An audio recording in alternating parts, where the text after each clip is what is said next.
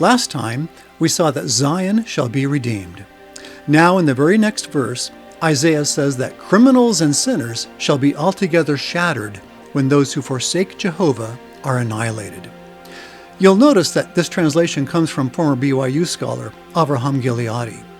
In my book, The Words of Isaiah, I use 3 or 4 different translations for each of Isaiah's nearly 1,300 verses. And I do this because these other translations are often clearer and more express than the King James Version. And of course, I always use the Book of Mormon translation when it's available. So now let's look at the same verse in the King James Version.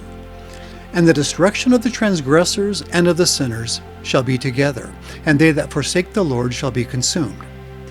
We may not be sure what it means when it says the destruction of the transgressors and of the sinners shall be together.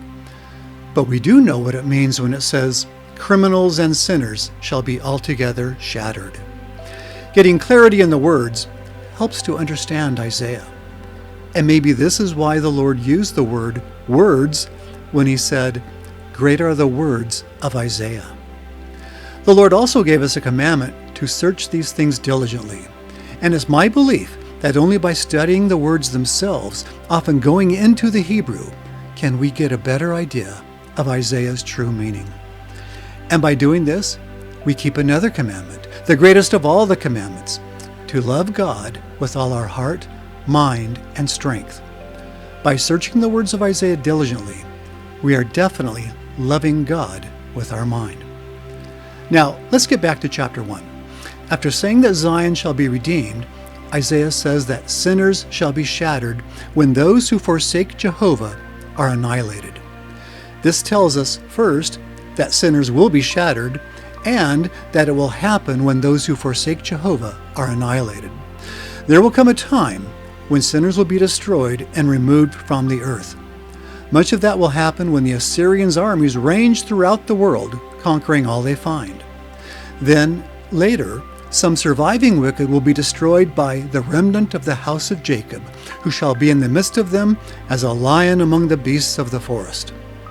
And finally, after that, any surviving wicked will be destroyed by the brightness of the coming of the Lord in his glory.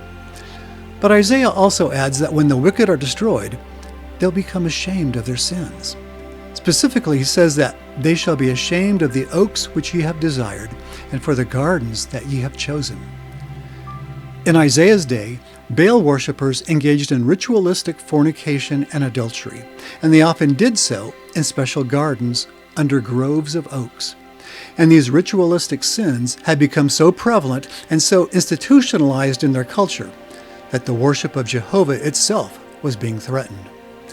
And of course, Isaiah was not just speaking of his day. He was also speaking of the last days. In our day, these groves and gardens are metaphors for our own culturally sanctioned immorality, including homosexuality, pornography, and of course, adultery and fornication. Much of this has already become accepted in our day and has even become institutionalized, as with legally binding homosexual marriages. But these things will not stand.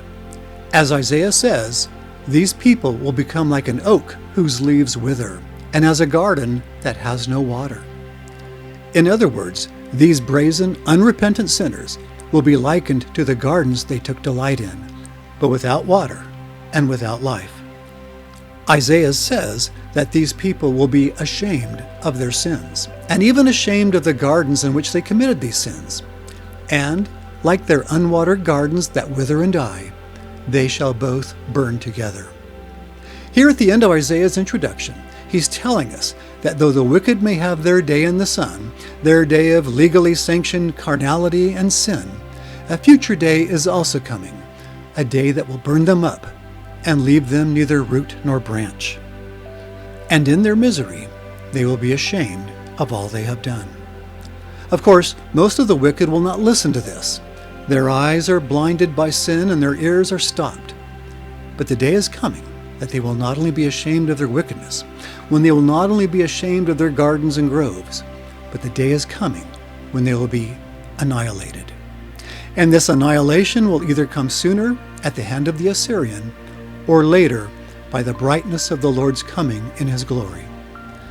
And thus ends Isaiah's introduction to the 65 chapters that follow, and to his great timeline for the last days that begins in the very next chapter.